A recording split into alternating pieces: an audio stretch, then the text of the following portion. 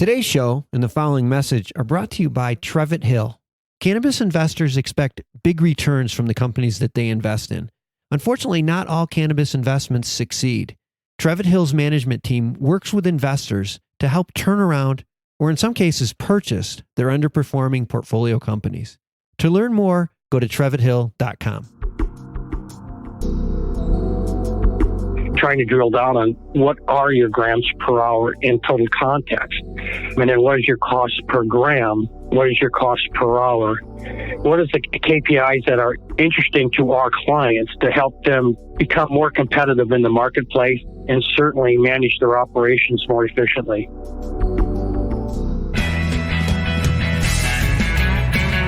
It's the MJBulls podcast, a show about raising cannabis capital. I'm Dan Humiston, and on today's show, how this veteran from the technology industry has created a program to help cannabis grow facilities manage all the complexities of their organization.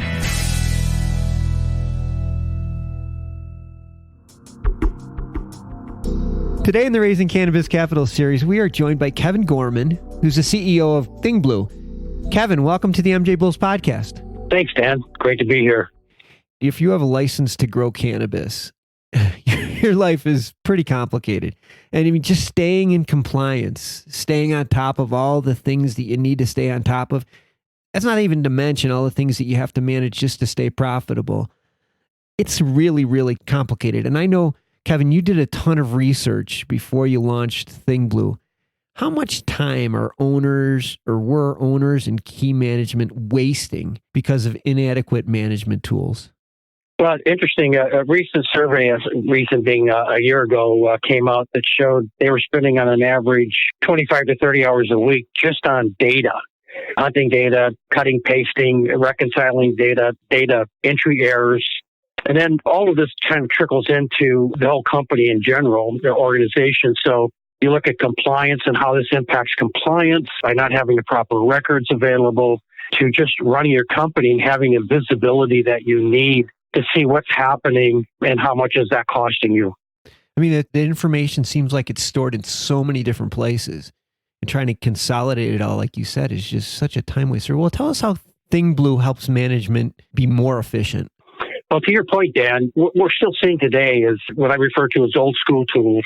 Lots and lots of spreadsheets, whiteboards, Post-it notes, and then a lot of disparate databases. Anything from seed to harvest tracking systems to human resources and financial.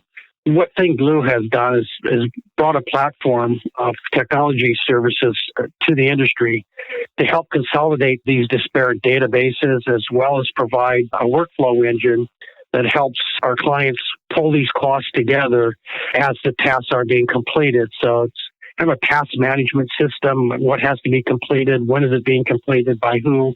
And how much did it cost? And we can take these costs, assimilate them with other costs to start giving our clients a more accurate picture of their margins. Mm-hmm. Yeah, like on your website, I'm just reading through some of the things that you can drill down for these people. You know, grams per hour. Like, I mean, you can really, really get it right down to the key indicators that they need to run their company. Exactly. And so, like with our processors, similar statistic in terms of what's your cost per order, what are your margins? So how much are you making by this strain, by this order, this retailer?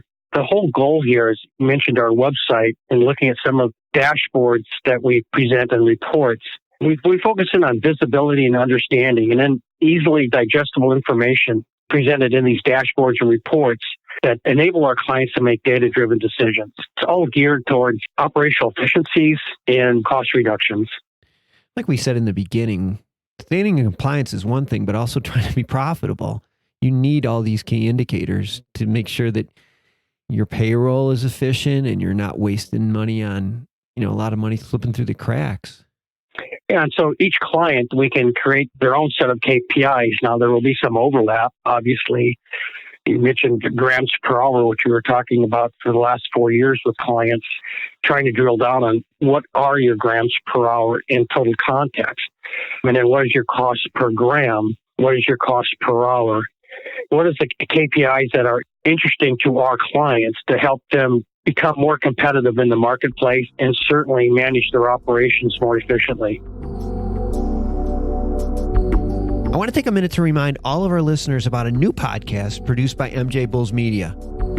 Hemp Barons is a weekly show about the companies, products, and entrepreneurs who are using this amazing plant to create and improve the products we use every day. You can listen to Hemp Barons every Tuesday on Apple iTunes, Stitcher, Spotify, or wherever you get your podcasts from. So you're up and running, and ThingBlu is being used, but we're moving into, phase 2 right now. And that's really your next phase right now. And that is penetrating the market.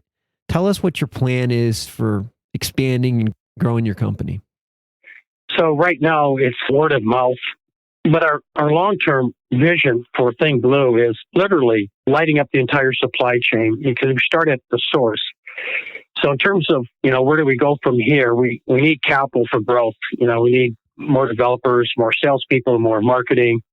But also recently, we've been approached by a consortium of companies. It consists of multiple retailers, a distributor, a processor, and then multiple growers. And they've asked us to take our capabilities and serve as a foundation across all of their organizations, and also an online marketplace, so that at the end of the day, a retailer and their online presence will have a full, what's called omni-channel perspective. Omni-channel is if you have an online presence and brick and mortar, that's a 360, and it's an omni-channel approach to the marketplace. But the problem in that scenario, which Target and Walmart and all the others discovered when they moved in that direction, was in order for that to be effective, you've got to have clarity and visibility of inventory. So you look at just about all the retailers that I've talked to are using handheld scanners to do inventory management at the end of the week. And then you have your online presence, which is saying, okay, I believe we have this much left in inventory. And then as well as stock in order, first in, first out of stock capabilities, just that whole inventory visibility, that as you're looking at depleting certain strains, as an example, of certain products, being able to look backwards and say to your distributor or to your supplier, how are we doing here? Because I'm running low on this. The next step, obviously, would be predictive analytics, which is one of the things that we'd be providing as well, in terms of as the inventory levels reach a certain threshold, then those raise alerts as well. Okay. And so a company like ThingBlu, we provide that kind of perspective from point of sale back. And then you have the headsets and New Frontier and BDS Analytics that take it from the point of sale outwards. So there's potential synergies for working with companies like that as well. Wow. You have a lot on your plate. You have a lot on your plate. We do. Yeah. So tell us a little bit about, you mentioned in that you're raising capital. Tell us a little bit about your raise. Well, to date, ThingBlu has raised $240,000, which has gone just completely towards development and a little bit of sales and marketing. Our next raise, and this is based upon the proof of concept project that has now landed on our desk. So we're looking at raising $750,000 to $1 million, which are directly allocated towards growth, more sales and marketing, some development, and then this omni-channel project that we have on our desk. Okay. So $750,000 to $1 million is where the raise is right now, and everything's going to be on the MJBulls website. Well, Kevin, this is a pretty ambitious project. I think it's complex, but it seems like I can't believe somebody hasn't done this. It's like it needs to be done. It is complex, but we take the complexity and we hide it. So like our processor, as an example, the workers there have a very simple interface to use. They love it, by the way. It's actually, in addition to all the efficiencies and cost reductions they're experiencing, kind of created another value add, because they're looking at, okay, well, I'm doing 200 grams an hour. I know I can do 210. So they're starting to set bars for themselves as well. Well, that's neat. Yeah, they're kind of pushing themselves based on the information that you're providing. They're saying, we can do better than this. That'll be really helpful. It has been. And like I said, they're loving the system right now. Well, Kevin, thanks for being on the show today. And let's stay in touch. We'll maybe do a follow-up a little bit down the road after you get the raise finished. Sounds great, Dan. Thanks so much. You're welcome. Good luck. Just a quick reminder that you can become an MJBulls member for just $4.99 per month and enjoy exclusive access to companies' pitch decks and the MJBulls Cannabis Capital Directory. Join today at MJBulls.com. Thanks for listening to the MJ Bulls podcast. To learn more about today's guest or to become a guest, visit our website at MJBulls.com. Today's show was produced by Bumminit Media, with original music composed by Jamie Humiston. I'm Dan Humiston, and you've been listening to the MJ Bulls podcast.